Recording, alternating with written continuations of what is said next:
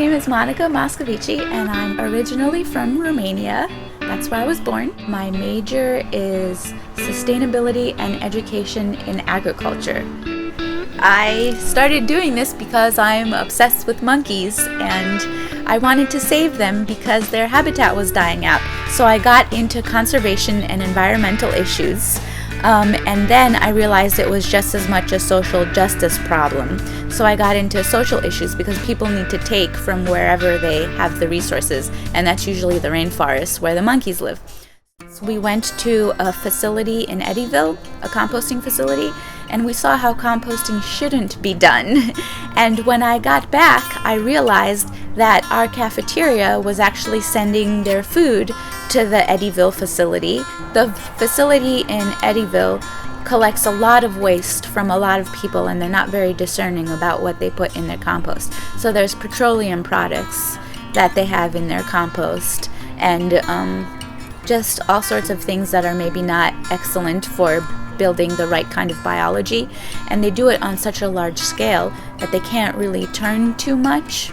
And when we send them our stuff is 100% certified organic, but they mix it with all the other stuff that they get from all the other people. I realized that the soil is the basis for good food and the amount of crops that you get. So I started getting into composting to rebuild the soil.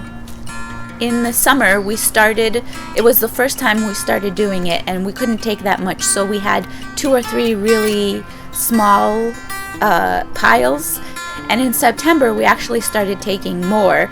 We weigh each of the barrels that we get from Annapurna. We usually take between 100 and 300 pounds per day. And then we put it onto the truck, and we drive over to the greenhouse, and we started doing these windrow piles. What we really need to do it right is a turner, but what we're using is what we have. We are using a manure spreader, but instead of using manure, we're using wood chips and food from Annapurna, and then wood chips again.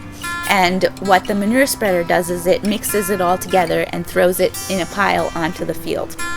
So it's not ideal, but it's the best we can do for right now. And when we turn the piles, we turn them with the front end loader of the tractor. I usually take temperatures of the piles, and that's pretty much a regular day. Temperatures are ideally between 130 and 150. If it's below 130, that means there's not enough beneficial microorganisms, and other kinds of organisms might be able to survive more easily. If it's above 150, the beneficial microorganisms are dormant and the pathogenic organisms come out. If it's above 160, there's a chance of combustion.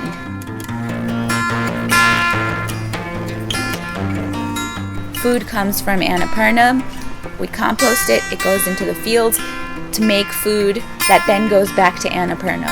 So it's a completely closed loop system, and there's no fossil fuels being used to drive between a middleman or anything. It's completely done on site, and it's zero emissions, zero waste.